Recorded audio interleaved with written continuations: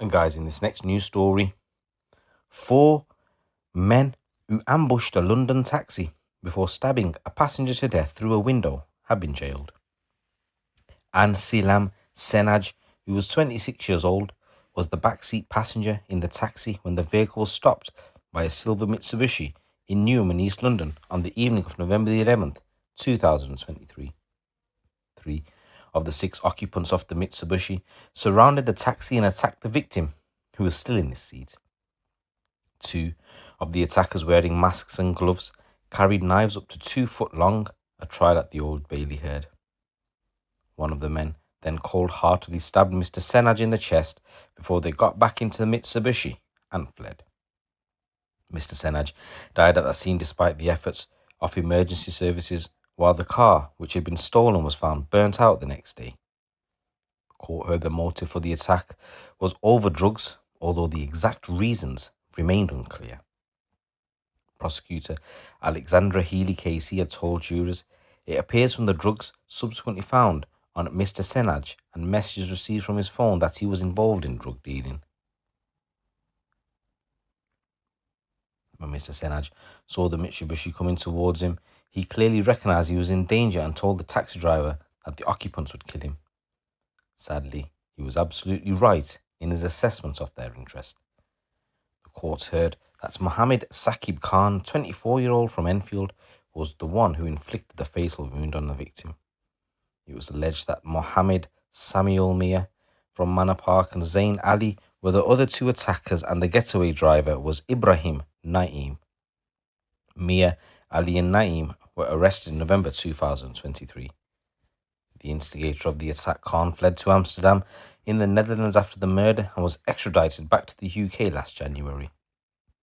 The 4 men were convicted of their part in the killing at the conclusion of their Old Bailey trial. At their sentencing hearing, the victim's cousin, Elira Senaj, condemned the killer, saying, "You're cowards, you're little boys, and you always will be. You needed numbers and weapons to carry out your task. You fought like boys, not a man, where it wasn't even playing field." Judge Judy Khan Casey said it was a callous and shocking attack in a public street which was premeditated and planned. Drug dealer Khan was found guilty of murder and having a blade and was jailed for life with a minimum term of 26 years for his leading role. Mia was found guilty of murder and admitting having a blade and was detained for life with a minimum term of 25 years. The sentence reflects Mia's separate conviction for the brutal R of a 15-year-old girl in a North London park in March 2023. The girl was essayed, punched in the jaw and rendered unconscious as a result of the hour-long attack. Judge Khan told Mia that his offending painted an extremely disturbing picture. Ali and Naeem, both from East Ham in East London, were cleared of murder but convicted of the lesser offence of manslaughter. Ali was responsible for taking the victim's phone, was jailed for 14 years, and Naeem was detained for 10 years and 6 months. Detective Sergeant Brett Hagan, who led Scotland Yard's investigation, said Anselam Senaj was killed in a brutal, cold-blooded assault which lasted seconds but was so severe he died at the scene. Our team conducted a thorough and detailed investigation which led to the arrest of 3 of the suspects within 2 weeks of the attack. He said, "We'd like to thank our partner agencies who helped ensure the arrest of the final suspect and bring the case to trial to secure justice for Anselam. Our thoughts remain, as always, with his friends and family as they move forward with their life, safe in the knowledge his attackers are behind bars where they ultimately belong."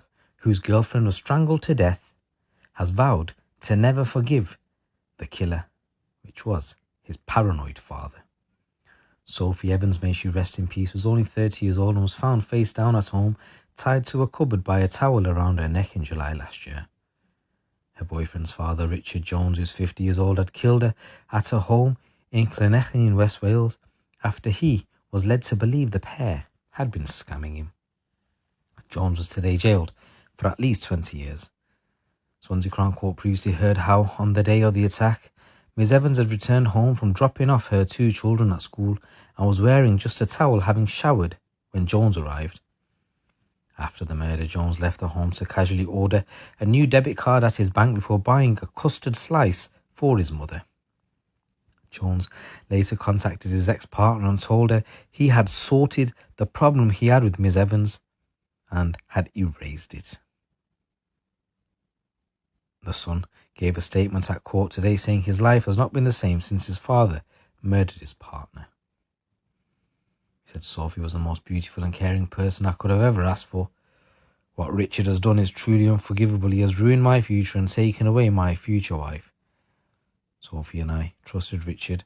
I didn't think for 1 minute he was capable of harming Sophie, let alone murdering her. The thought of having to live my life without Sophie causes me extreme pain and heartache.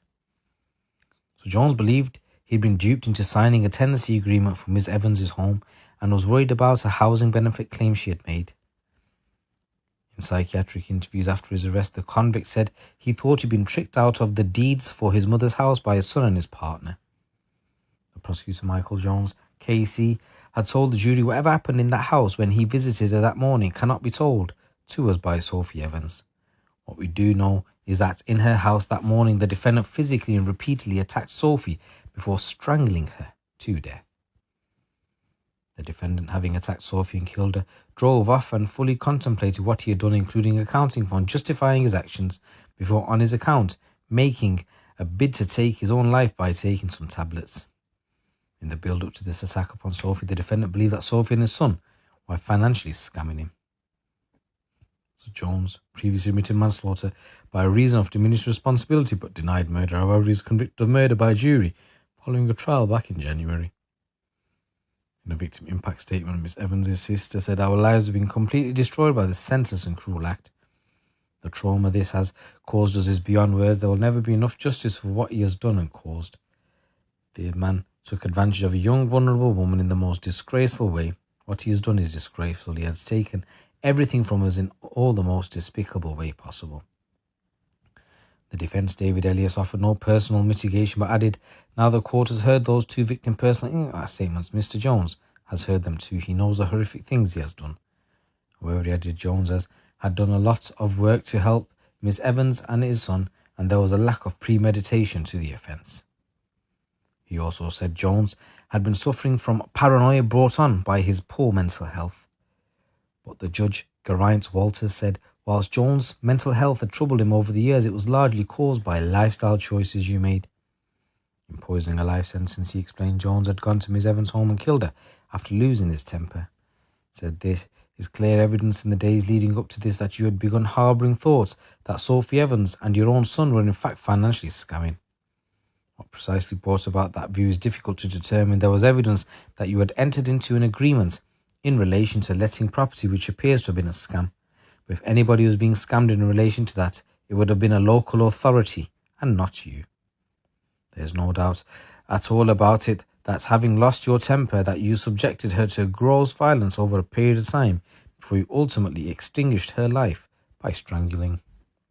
Whereupon you then calmly left, seeming at that point with no concern in the world." Abul Hussain of the CPS said, "The evidence presented to the jury demonstrated that Richard Jones bore full responsibility for his callous actions. Our thoughts remain with Sophie's family friends over their tragic loss." Superintendent Gareth Roberts described the unimaginable heartbreak of Ms. Evans' family. Said Sophie's death was completely avoidable, a result of senseless violence triggered when Richard Jones lost his temper. Sophie was vulnerable when Jones attacked, alone in her home with no means of defending herself.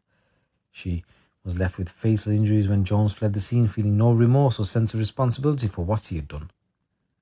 Dr. Dillon, a consultant psychiatrist, had said Jones' behaviour was consistent with someone displaying diminished responsibility, but the jury disagreed. The judge thanked the bar and the jury and the families for their dignity throughout this case. I just want to rest in peace to the victim. Condolences.